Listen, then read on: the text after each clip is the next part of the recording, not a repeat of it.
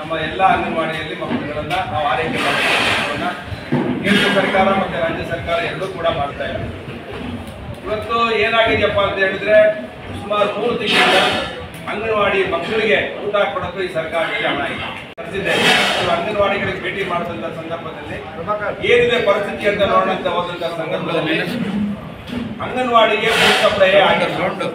ಅಂದ್ರೆ ಒಂದು ಕಾಗದ ಬರೀತಾರೆ ಇವರು, ನಮ್ಮ ಅಧ್ಯಕ್ಷರು MSPC ತುಮಕೂರು ಗ್ರಾಮಾಂತರ ಮತ್ತೆ ನಗರ ಗೂಡೂರು ಹತ್ರ ಒಂದಿದೆ. ಆಗಸ್ಟ್ 2024ರಲ್ಲಿ ಒಂದು ಕಾಗದ ಬರೀತಾರೆ, ಕೊಡ್ತೀರಾ ಕಾಗದ ಕೊಡ್ತಾರೆ. ಈಗ ಇನ್ನೊಂದು ಉಲ್ಲೇಖ ಹಾಕಿ ದಿನಾಂಕ ಈ ಕಚೇರಿ ಪತ್ರದ 17/8/2024 ಉಲ್ಲೇಖ ಮಾಡ್ತಾರೆ. ಮೇಲ್ಕಂಡ ವಿಷಯಕ್ಕೆ ಸಂಬಂಧಿಸಿದ ತುಮಕೂರು ಶಿಶು ಅಭಿವೃದ್ಧಿ ಯೋಜನಾ ವ್ಯಾಪ್ತಿಯ ಅಂಗನವಾಡಿ ಕೇಂದ್ರಗಳಿಗೆ ಆಗಸ್ಟ್ 2026 ಮಾಹೆಗೆ ಪೂರಕ ಪೌಷ್ಟಿಕ ಆಹಾರವನ್ನು ಸರಬರಾಜು ಮಾಡಲು ದಿನಾಂಕ 5/8/2024ರಂದು ಕಚೇರಿಯಿಂದ ಫಲಾನುಭವಿಗಳ ಪಟ್ಟಿ ನೀಡಲಾಗಿತ್ತು ಅಂತ ಹೇಳಿದ್ರೆ, ಮಕ್ಕಳ ಮತ್ತು ಮಹಿಳಾ ಕಲ್ಯಾಣ ಅಂದ್ರೆ ನಮ್ಮ ಏನು ತುಮಕೂರು ಗ್ರಾಮಾಂತರದಲ್ಲಿರುವಂಥ ನಮ್ಮ ಮಕ್ಕಳ ಮತ್ತು ಕಲ್ಯಾಣ ಇಲಾಖೆ ಅಂಗನವಾಡಿ ಕೇಂದ್ರಗಳ ಕರ್ಮಚಾರಿಗಳಿಗೆ ಕರೆದಿದ್ದೇನೆ. ಸುಮಾರು ತುಮಕೂರು ಗ್ರಾಮಾಂತರ, ತುಮಕೂರು ನಗರದಲ್ಲಿ ಟೋಟಲ್ ಆಗಿ ಸುಮಾರು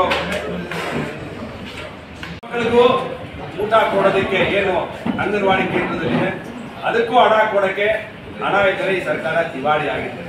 ಅದರಿಂದ ನಾನು ಈ ಸಂದರ್ಭದಲ್ಲಿ ಹೇಳೋದಿಷ್ಟೇ, ಅಂಗನವಾಡಿ ಕೇಂದ್ರದಲ್ಲಿ ನಾನು ಭೇಟಿ ಕೊಟ್ಟಂಥ ಸಂದರ್ಭದಲ್ಲಿ ಈಗಿನ ಮಹಿಳಾ ಮತ್ತು ಕಲ್ಯಾಣ ಇಲಾಖೆಯ ಸಚಿವೆ ಆಗಿರುವಂಥ ಲಕ್ಷ್ಮೀ ಹೆಬ್ಬಾಳ್ಕರ್ ಅವರು ಬಂದ ಮೇಲೆ ಈ ಇಲಾಖೆ ಮೊದಲ ಕರ್ಮ ಹಿಡಿದು ಅಲ್ಲಿಗೆ ಹೋಗಿದೆ.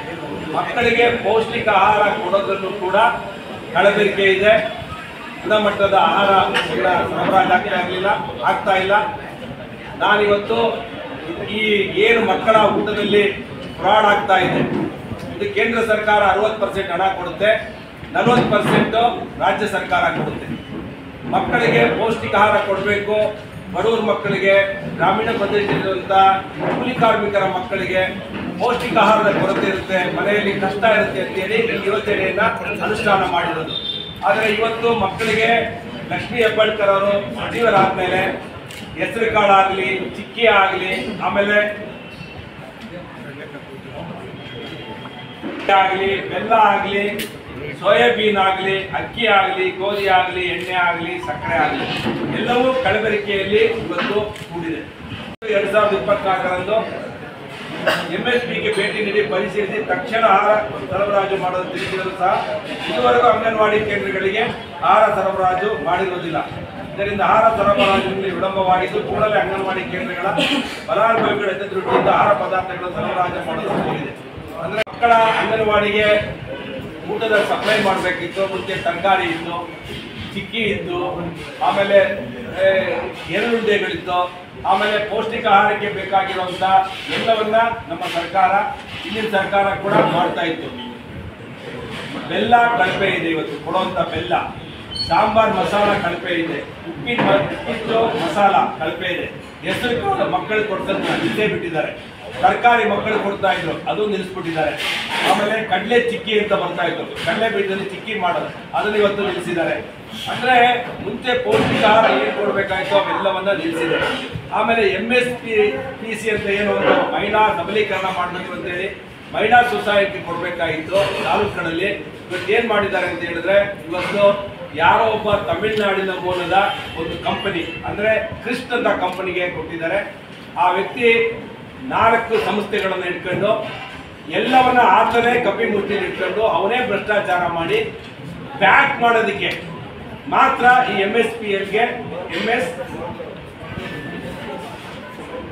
ಅಂದರೆ ಮಹಿಳಾ ಸಬಲೀಕರಣ ನ್ಯೂಟ್ರಿಷನ್ ಅಂತ ಒಂದು ಸ್ವಸಹಾಯ ಸಂಘದ ಒಂದು ಸಂಘವನ್ನ ಇಡೀ ತಾಲೂಕಲ್ಲಿ ಒಂದು ಸಂಘಗಳಿವೆ.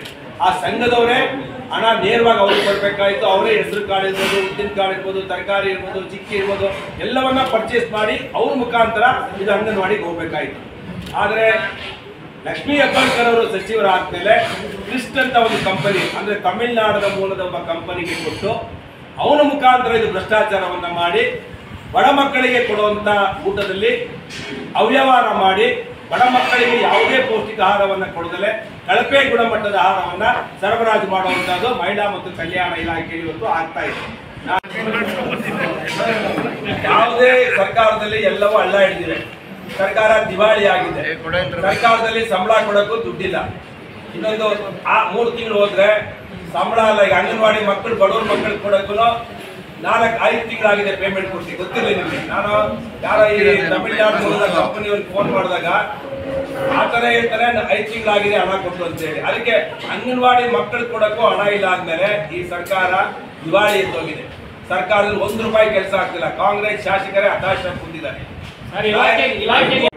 ಒಳ್ಳೆಯವ್ರನ್ನ DC ಅವ್ರನ್ನ ಸ್ವಲ್ಪ ಅನುಭವ ಇರುವಂತ DC ಅವ್ರನ್ನ ಇಲ್ಲಿ ಹಾಕ್ಬೇಕು ಅಂತ ಹೇಳಿ ನಾನು ಪರಮೇಶ್ವರ್ ವಿನಂತಿ ಮಾಡ್ತೀನಿ. ಅಧಿಕಾರ ಚಲಾಯಿಸ್ತಾ ಇದ್ದಾರೆ. ಇಲ್ಲಿ ಪರಮೇಶ್ವರ್ ಚೀಟಿ ಕೊಟ್ರೆ ಮಾತ್ರ ಕೆಲಸ ಆಗುತ್ತೆ ಹೊರತು ಯಾವ MLAಗಳದ್ದು ಆಗಲ್ಲ, ಯಾವ ಇಲ್ಲಿ ರಾಜೇಂದ್ರ ಅವ್ರದ್ದು ಆಗಲ್ಲ, ಜಯಚಂದ್ರ ಅವ್ರದ್ದು ಯಾರ್ದು ಆಗಲ್ಲ. ನಮ್ದೇ ಆಗಲ್ಲ ಅಲ್ರಿ. ರಾಜೇಂದ್ರ ಅವ್ರದೇ ಆಗಿಲ್ಲ ಅಂತ ನಮ್ದಾಗುತ್ತಾ? ಹನಿಮೂನ್ ಇರ್ತದೆ. ನಾವು 1 ವರ್ಷದ ಮೇಲೆ ನಾನು ಪ್ರೆಸ್ ಮೀಟ್ ಮಾಡ್ತಾ ಇದ್ದೀನಿ. ಅವರು ಎಚ್ಚರಿಸಬೇಕಲ್ಲ. ಬಿಜೆಪಿ ಮೊದಲು ಒಬ್ಬರು DC ಅವರು ಚೇರ್ಮನ್ ಇರ್ತಿದ್ರು, DHO ಅಲ್ಲಿ ಇರ್ತಿದ್ರು, EO ಇರ್ತಿದ್ರು, ಮತ್ತೆ CEO ಇರ್ತಾ ಇದ್ರು. ಇವರೆಲ್ಲರೂ ಆದ್ಮೇಲೆ ಲ್ಯಾಬ್ ಹೋಗ್ಬೇಕಾಗಿತ್ತು. ಮಕ್ಕಳಿಗೆ ಏನು ಊಟವನ್ನ ಸರಬರಾಜು ಮಾಡ್ತಾರೆ ಅಂಗನವಾಡಿಗೆ, ಅದು ಲ್ಯಾಬ್ ಹೋಗ್ಬೇಕಾಗಿತ್ತು.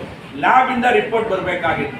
ಆ ಲ್ಯಾಬ್ ಇಂದ ರಿಪೋರ್ಟ್ ಬಂದ್ಮೇಲೆ ಸರ್ಟಿಫೈ ಆದ್ಮೇಲೆ DHO ಅವರು, DC ಅವರು, CDP ಅವರು, CDP ಆದ್ಮೇಲೆ DD ಇರ್ತಾರೆ, ಡೆಪ್ಯೂಟಿ ಡೈರೆಕ್ಟರ್ ಫಾರ್ ಮಹಿಳಾ ಮತ್ತು ಮಕ್ಕಳ ಕಲ್ಯಾಣ ಇಲಾಖೆ.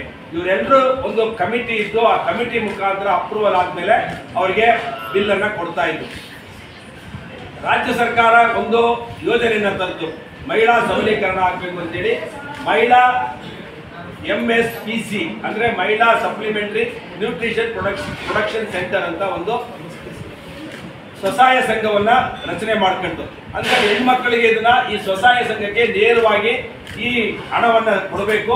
ಅವರು ಈ ಹೆಸರು ಕಾರ್ಡ್ ಇರ್ಬೋದು, ಮಕ್ಕಳಿಗೆ ಬೇಕಾಗಿರುವಂತಹ ಪೌಷ್ಟಿಕ ಆಹಾರವನ್ನ ಅಂಗನವಾಡಿಗೆ ಕೊಡಬೇಕು ಅಂತ ಒಂದು ಕಾನೂನನ್ನ ಮಾಡ್ತೀವಿ. ಕೇಂದ್ರ ಸರ್ಕಾರ ಕೂಡ ಸಹಭಾಗಿತ್ವ ಇರೋದ್ರಿಂದ 60%. ನಾನು ಸೋಮಣ್ಣ ಅವ್ರ ಮುಖಾಂತರ ಪ್ರಧಾನಮಂತ್ರಿಯವರಿಗೆ ಇದು CBI ಎನ್ಕ್ವೈರಿಗೆ ಆಗ್ರಹ ಮಾಡ್ತೀನಿ ಅನ್ನೋ ಉದ್ದೇಶದಿಂದ ಇವತ್ತು ಪ್ರೆಸ್ ಮೀಟ್ ಅನ್ನ ಕರೆದಿದ್ದೇನೆ. ಇವತ್ತು ಕಾಂಗ್ರೆಸ್ ಸರ್ಕಾರ ರಾಜ್ಯದಲ್ಲಿ ಬಂದ ಮೇಲೆ ಮುಖ್ಯಮಂತ್ರಿಗಳನ್ನ ಇವತ್ತು ಯಾಕೆ ಈ ರೀತಿಯ ಒಂದು ಭ್ರಷ್ಟಾಚಾರ ಆಗ್ತದೆ ಈ ಸರ್ಕಾರದಲ್ಲಿ ಅಂತ ಹೇಳಿದ್ರೆ, ಒಂದು ಸುಭದ್ರವಾದ ಸರ್ಕಾರ ಜನ ರಾಜ್ಯದಲ್ಲಿ ಆಯ್ಕೆ ಮಾಡಿದ್ರು ಕೂಡ ಮುಖ್ಯಮಂತ್ರಿಗಳು ಸಿದ್ದರಾಮಯ್ಯ ಆದ್ಮೇಲೆ ಇದಕ್ಕೆ ಕಣ್ಣಿಲ್ಲ, ಕಿವಿ ಇಲ್ಲ, ಮೂಗಿಲ್ಲ, ಏನಿಲ್ಲ. ಆದಿ ಬೀದಿಯಲ್ಲಿ ಭ್ರಷ್ಟಾಚಾರ ಇರುತ್ತೆ. ಹೆಜ್ಜೆಗೂ ಭ್ರಷ್ಟಾಚಾರವನ್ನ ನಾವು ನೋಡ್ತಾ ಇದ್ದೇವೆ. ಅಧಿಕಾರಶಾಹಿಗಳು ಯಾವಾಗ ಸ್ಟ್ರಾಂಗ್ ಇರ್ತಾರೆ ಅಂತ ಹೇಳಿದ್ರೆ, ಮೇಲಿರುವಂತಹ ಮುಖ್ಯಮಂತ್ರಿಗಳು ಸ್ಟ್ರಾಂಗ್ ಆಗಿದ್ರೆ ಇದೆಲ್ಲವೂ ಕೂಡ ಒಂದು ತಾವಧಿಯಲ್ಲಿ ಇರ್ತದೆ. ಇವತ್ತು ಮುಖ್ಯಮಂತ್ರಿಗಳನ್ನ ಒಂದು ಎನ್ಕ್ವೈರಿ ಕಮಿಟಿ ಕಾನ್ಸ್ಟಿಟ್ಯೂಟ್ ಆಗಿದೆ ಕೂಡ ಇದರಲ್ಲಿ. ಅಂದ್ರೆ ಗವರ್ನರ್ ಅವರು ಪ್ರಾಸಿಕ್ಯೂಷನ್ ಮಾಡಬೇಕು ಅಂತ ಕೊಟ್ಟಿದ್ದಾರೆ. ಆ ಕಾರಣಕ್ಕೆ ಇವತ್ತು ತನಿಖೆ ನಡೀತಾ ಇದೆ. ಹೈಕೋರ್ಟ್ ಅಲ್ಲಿ ಟ್ರಯಲ್ ನಡೀತಾ ಇದೆ. ಸರಿನಾ ತಪ್ಪಾ ಗವರ್ನರ್ ಕೊಡೋದು ಅಂತ. ಆದ್ರೆ ಇವತ್ತು ಎಷ್ಟು ಜನ MLAಗಳಿದ್ದಾರೋ ಅಷ್ಟು ಜನನು ಮುಖ್ಯಮಂತ್ರಿ ಆಗ್ಬೇಕು ಅಂತ ಇವತ್ತು ಪತ್ರಿಕೆಗಳಲ್ಲಿ ಹೇಳಿಕೆಯನ್ನು ನೋಡ್ತಿದ್ದೀವಿ. ಇಂಥ ಒಂದು ದುರ್ಬಲವಾದ ಮುಖ್ಯಮಂತ್ರಿಗಳನ್ನ ನನ್ನ ಜೀವನದಲ್ಲಿ ನೋಡಿರಲಿಲ್ಲ. ಆದರೆ ಸಿದ್ದರಾಮಯ್ಯನವರೇ ಹೇಳಿದಂಗೆ ಸಂಗೊಳ್ಳಿ ರಾಯಣ್ಣನ ಒಂದು ಕಾರ್ಯಕ್ರಮಕ್ಕೆ ಹೋದಂತಹ ಸಂದರ್ಭದಲ್ಲಿ ನನ್ನ ಜೊತೆಯಲ್ಲಿರೋರೇ ನನ್ನನ್ನು ಹಿಡ್ಕೊಡುವಂಥ ಪ್ರಯತ್ನ ಮಾಡಿದ್ದಾರೆ ಅಂತ ಹೇಳಿದ್ದಾರೆ. ಅದಕ್ಕೆ ಇವತ್ತು ನಾವು ನೋಡ್ತಾ ಇದ್ದೇವೆ. ಡೆಲ್ಲಿಗೆ ಹೋಗಿ ಟವಲ್ ಹಾಕುವಂಥವ್ರನ್ನ ನಾನು ಮುಖ್ಯಮಂತ್ರಿ ಆಗ್ತೀನಿ ಅನ್ನೋದನ್ನ ಇವತ್ತು ಕಾಂಗ್ರೆಸ್ ಸರ್ಕಾರದ ಪರಿಸ್ಥಿತಿ, ಕರ್ನಾಟಕ ರಾಜ್ಯದ ಪರಿಸ್ಥಿತಿ ಹೇಗಿದೆಪ್ಪ ಅಂತ ಹೇಳಿದ್ರೆ, ಜನ ಇವ್ರಿಗೆ 136 ಸೀಟ್ ಕೊಟ್ಟಿದ್ದು ಒಂದು ಒಳ್ಳೆ ಆಡಳಿತವನ್ನು ಮಾಡೋದಕ್ಕ ಇವ್ರು ಕಿತ್ತಾಡೋದಕ್ಕ ಅಂತೇಳಿ ಅವ್ರು ಏನಾದ್ರು ಮಾಡ್ಕೊಳ್ಳಿ, ಅವರ ಪಕ್ಷದ ವಿಚಾರ. ಆದರೆ ತುಮಕೂರು ಜಿಲ್ಲೆಯಲ್ಲಿ ಸಂಪೂರ್ಣ ಸರ್ಕಾರ ಸತ್ತೋಗಿದೆ. ಇಲ್ಲಿರುವಂಥ DC ಅವರು ಕೂಡ ಏನು ₹1 ಕೆಲಸನೂ ಮಾಡ್ತಿಲ್ಲ. ಆಡಳಿತಾತ್ಮಕವಾಗಿ ಇದನ್ನೆಲ್ಲವನ್ನ ವೀಕ್ಷಣೆ ಮಾಡಬೇಕಾಗಿದ್ದು, ಇವೆಲ್ಲವನ್ನ ಬಜೆಟ್ ಇಡಬೇಕಾಗಿರುವಂಥದ್ದು DC ಅವರ ಕರ್ತವ್ಯ. ಆದರೆ DC ಅವರು ಬರೀ ಪರಮೇಶ್ವರ್ ಹಿಂದೆ ಬಂದಾಗ ಎಸ್ಕಾರ್ಟ್ ಮಾಡೋದನ್ನು ಬಿಟ್ಟರೆ ಅವ್ರ ಆಫೀಸಲ್ಲೂ ಇರಲ್ಲ. ಅವರು ಸಾಕಷ್ಟು ಬಾರಿ ನಾವು ಆಫೀಸ್ಗೆ ಹೋದಾಗ ಆಫೀಸಲ್ಲೂ ಸಿಕ್ಕಲ್ಲ. ಅವ್ರಿಗೇನಂದ್ರೆ ಪರಮೇಶ್ವರ್ ಅವ್ರು ಹೇಳಿದ್ ಮಾತ್ರ ಇಲ್ಲಿ ಕೆಲಸ ಆಗುತ್ತೆ. ಅದು ಬಿಟ್ಟರೆ ಯಾರು ಹೇಳಿದ್ರು, KN ರಾಜಣ್ಣ ಹೇಳಿದ್ರು ಕೆಲಸ ಆಗಲ್ಲ. ಆ ಪರಿಸ್ಥಿತಿಯಲ್ಲಿ ಇವತ್ತು ಶಾಸಕರು ಬೇಡಿ, ಶಾಸಕರು ಕೇಳಲೇಬೇಡಿ, ಸರ್ವಾಧಿಕಾರವನ್ನು ಇವತ್ತು DC ಅವರು ಮಾಡ್ತಾ ಇದ್ದಾರೆ. ಅದರಿಂದ ನಾನು ಕೂಡಲೇ ಜಿಲ್ಲಾ ಸಚಿವರಿಗೆ ವಿನಂತಿ ಮಾಡ್ತೇನೆ, ಈ DC ಮೊದಲು ಚೇಂಜ್ ಮಾಡಿ ನಿಮಗೆ ಸರ್ಕಾರಕ್ಕೆ ₹1 ಮರ್ಯಾದೆ ತರ. ಯಾವ್ದು ಆಫೀಸಲ್ಲೇ ಕೂತ್ಕೊಳ್ಳಲ್ಲ, ಅವರು ಅರ್ಥನೂ ಮಾಡ್ಕೊಳ್ಳಲ್ಲ, ಫೈಲ್ಗಳನ್ನು ನೋಡಲ್ಲ, ಮನಸ್ಸೋ ಇಚ್ಛೆ ಆರ್ಡರ್ಗಳನ್ನು ಮಾಡ್ತಾರೆ. ಕಾನೂನು ಬಾಹಿರವಾಗಿ ಆರ್ಡರ್ಗಳನ್ನು ಮಾಡೋದನ್ನ ನಾವು ನೋಡ್ತಾ ಇದ್ದೇವೆ. ಈ ರೀತಿಯ ಅದನ್ನ ನಾನು ಈಗ ಚೀಫ್ ಸೆಕ್ರೆಟರಿ ಬರಿತಾ ಇದ್ದೇನೆ. ಏನೇನು ಈ ಮೇಡಮ್ ಅವ್ರು ಬಂದ ಮೇಲೆ ಇಲ್ಲಿ ವ್ಯವಸ್ಥೆಗಳು ಸರಿಗಿಲ್ಲ ಅನ್ನೋದನ್ನ ಬರೀ ಪ್ರಾಮಾಣಿಕವಾಗಿದ್ರೆ ಆಗಲ್ಲ. ರಾಜಕೀಯ ವ್ಯವಸ್ಥೆಯಲ್ಲಿ ಅಧಿಕಾರಿಗಳು ಬರೀ ಪ್ರಾಮಾಣಿಕವಾಗಿದ್ರೇನೆ ಅವ್ರಿಗೆ ಅದು ಪ್ಲಸ್ ಪಾಯಿಂಟ್ ಅಲ್ಲ. ಸಾರ್ವಜನಿಕರ ಕಷ್ಟಗಳನ್ನ ಆಹ್ವಾನಗಳನ್ನ ಸ್ವೀಕಾರ ಮಾಡಬೇಕು, ಮತ್ತೆ ಸಾರ್ವಜನಿಕರ ಪರವಾಗಿ ಕಾನೂನು ಒಳಗಡೆ ಕೆಲಸ ಮಾಡಿಕೊಡ್ಬೇಕು. ಕಾನೂನುಗಳಿರೋದು ಬಡವರು ಕೆಲಸ ಮಾಡೋಕ್ಕೆ, ಕಾನೂನನ್ನ ಬರೆದಿಡೋದಕ್ಕಲ್ಲ. ಅದರಿಂದ ಸಾಕಷ್ಟು ಈ ಮೇಡಮ್ ಅವರು ಬಂದ ಮೇಲೆ ಸಾಕಷ್ಟು ಗೊಂದಲಗಳನ್ನ ಇವತ್ತು ತುಮಕೂರು ಜಿಲ್ಲೆಯಲ್ಲಿ ಮಾಡ್ತಾವೆ. ನಾನು ರಮೇಶ್ ಸಾಹೇಬ್ರಿಗೆ ಹೇಳೋದಿಷ್ಟೇ, ದಯವಿಟ್ಟು DC ಆಫೀಸಲ್ಲಿ, ತಾಲೂಕು ಆಫೀಸಲ್ಲಿ ಎಷ್ಟು ಕಡತಗಳು, ರೆವಿನ್ಯೂ ಇಲಾಖೆಯ ಕಡತಗಳು ಬಿದ್ದಿವೆ, ನಿಶ್ಚಿಂತು ಸ್ಥಿತಿಯಲ್ಲಿ ಬಿದ್ದಿವೆ ಅನ್ನೋದನ್ನ ದಯವಿಟ್ಟು ನೀವು ರಿವ್ಯೂ ಮಾಡಿ. ಪ್ರತಿ ತಾಲೂಕುಗಳಿಗೆ DC ಅವರು ಬರೀ ಕಾಟಾಚಾರದ ವಿಸಿಟ್ ಮಾಡಿದ್ರೆ ಆಗಲ್ಲ. ಅಲ್ಲಿ ತಾಲೂಕು ಆಫೀಸಲ್ಲಿ ಮತ್ತೆ CEO ಅವರ ಆಫೀಸಲ್ಲಿ ನನಗೆ ಗೊತ್ತಿಲ್ಲ, ನನ್ನ ಮೇಲ್ನೋಟಿ ಕಾಣಿಸುತ್ತೆ ಅನುಭವದ ಕೊರತೆ ಮೇಡಮ್ ಅವ್ರಿಗಿದೆ ಅಂತ ಮಾಡ್ತಾನೆ ಇದೀವಲ್ಲ. ಸಾಕಷ್ಟು ವಿಷಯಗಳನ್ನ ನಾವು ಇವಾಗ ಕಾಣ್ತಾ ಇದ್ದೇವೆ. ಯಾವುದು ಎಕ್ಸ್ಪ್ರೆಸ್ ಕ್ಯಾನಲ್, ನಮ್ಮ ಗುಬ್ಬಿಯಿಂದ ಕುಣಿಗಲ್ಗೆ ಹೋಗುವಂತ ಎಕ್ಸ್ಪ್ರೆಸ್ ಕ್ಯಾನಲ್ ನಿಲ್ಲಿಸಬೇಕು ಅಂತ ಹೇಳಿ ಹೋರಾಟ ಮಾಡಿದ್ದೇವೆ.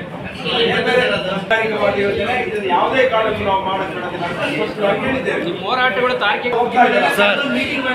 ಬರೀ ಇಡೀ ರಾಜ್ಯದಲ್ಲಿ ಮುಂಚೆ ಕಾನೂನು ಇರೋದು ಏನಪ್ಪಾ ಅಂತ ಹೇಳಿದ್ರೆ, ನಮ್ಮ ತಾಲೂಕಲ್ಲಿರೋ CDPಗಳನ್ನ ನೀವು ಫೋನ್ ಮಾಡಿ ಕೇಳ್ಕೊಳ್ಳಿ.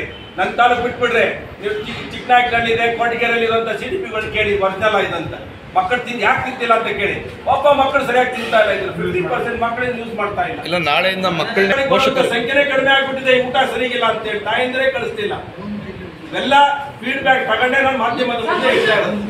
ಪಾಪ ಕಷ್ಟದಲ್ಲಿ ಸಿಗಾಕೊಂಡ್ಬಿಟ್ಟಿದೆ. ಬರೀ ಅಮ್ಮ ಬಂದು ತುಮಕೂರು ಬಂದಾಗ ತಂದಿದ್ದೇನೆ, ಅದನ್ನ ಹಸು ಕೂಡ ತಿನ್ನಲ್ಲ. ಹಾಕಿದ್ರೆ ಹಾಕಿದ್ರೆ ಇದು ಲ್ಯಾಬ್ಗಳಿರ್ತವೆ, ಈ ಲ್ಯಾಬ್ಗಳಿಗೆ ಹೋಗಿದ್ರೆ ಕಲರ್ಫುಲ್ ಆಗಿದೆ. ಇದರಲ್ಲಿರೋ ಊಟನ ನಾಯಿನೂ ತಿನ್ನಲ್ಲ. ಪಾಪ ಮಕ್ಕಳು ಅಂಗನವಾಡಿ ಬರುವಂತ ಸಂಖ್ಯೆನೇ ಕಡಿಮೆ. ಇದು ದೊಡ್ಡ ಸ್ಕ್ಯಾಮ್. ಈ ಅಮ್ಮ ಬಂದ್ಮೇಲೆ ಯಾರೋ ಒಬ್ಬ ಕ್ರಿಸ್ಟಿಯನ್ ಅಂತ ಇಮಿಡಿಯೇಟ್ ಇವತ್ತೇ ಎಲ್ಲ ಡ್ರಾಫ್ಟ್ ಮಾಡಿದ್ದೇವೆ. ಇವತ್ತು ಅಥವಾ ನಾಳೆ ಲೋಕಾಯುಕ್ತ ಫೈನ್ ಮಾಡ್ತೀವಿ ತಗೊಂಡೋಗಿ. ಇವನ್ನೆಲ್ಲ ಎಕ್ಸಾಮಿನ್ ಮಾಡಬೇಕು. ಕಳಬೆರಿಕೆನ ಅಂತೇಳಿ ತನಿಖೆ ಆಗ್ಬೇಕು. ಯಾವ ಈ ಕ್ರಿಸ್ಟಿಯನ್ ಕಂಪನಿ ಇಟ್ಕೊಂಡಿದ್ದಲ್ಲ ಅವನ ಮೇಲೆ ತನಿಖೆ ಆಗಿ ಅವನ ಆಡಿಟ್, ಅವನ ಅಕೌಂಟ್ ಇದೆಯಲ್ಲ, ಎಲ್ಲೆಲ್ಲಿ ಪರ್ಚೇಸ್ ಮಾಡಿದಾರಲ್ಲ, ಇವನ್ನೆಲ್ಲವನ್ನು ಆಡಿಟ್ ಮಾಡಬೇಕು. ಮತ್ತೆ ಆ ಕಂಪನಿ ವಿರುದ್ಧ CBI ತನಿಖೆನ ನಾನು ಆಗ್ರಹ ಮಾಡ್ತೇನೆ.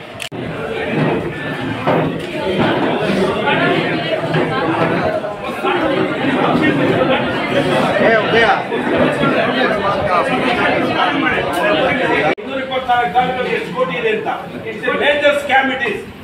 ಅದಕ್ಕೆ ಕೇಂದ್ರ ಸರ್ಕಾರದ ಹಣ ಇರೋದ್ರಿಂದ ಇದು CBIಗೆ ಸೋಮಣ್ಣ ಅವರ ಕಡೆಯಿಂದ ನಾವು ಒತ್ತಾಯ ಮಾಡ್ತೀವಿ ಅಂತ ಹೇಳಿದ್ದಾವೆ. ಅನ್ನೋದು ಸರ್ಕಾರದ ಆದೇಶ. ಅದು bureau of Indian food standard ಇದೆಯಲ್ಲ,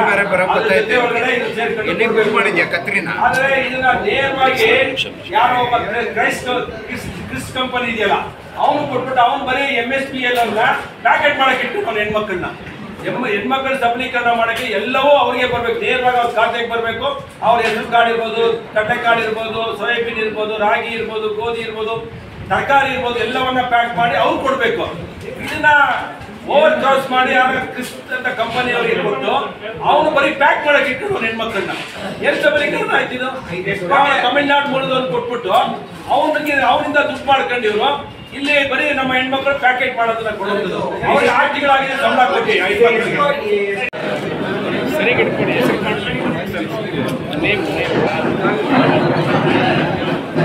ದೇಶದ ಭವಿಷ್ಯಕ್ಕೆ ನಮ್ಮ ಮಕ್ಕಳು, ದೇಶದ ಭವಿಷ್ಯವನ್ನ ನಡೆಸುವಂತ ನಮ್ಮ ಮಕ್ಕಳು ಚೆನ್ನಾಗಿರ್ಬೇಕು ಅನ್ನೋ ಒಂದು ದೂರದೃಷ್ಟಿ ಸರ್ಕಾರ ಮಾಡಿದ್ರೆ ಸರ್ಕಾರ ಈಗ ನಮ್ಮಲ್ಲಿ CDP ಅಂತಾರೆ ಸರ್ಕಾರ ಕೊಡುತ್ತೆ. ಆ ಊಟ ಸರಿಯಾಗಿ ಕೊಡ್ಬೇಕಲ್ಲ, ಅಷ್ಟೇ ನಮ್ ಕಳಕಳಿ ಅಷ್ಟೇ. ಅದನ್ನ ಸರಿ ಮಾಡಿ ಶಿಕ್ಷೆ ಕೊಡಿ, ಇಷ್ಟೇ ನಮ್ದು.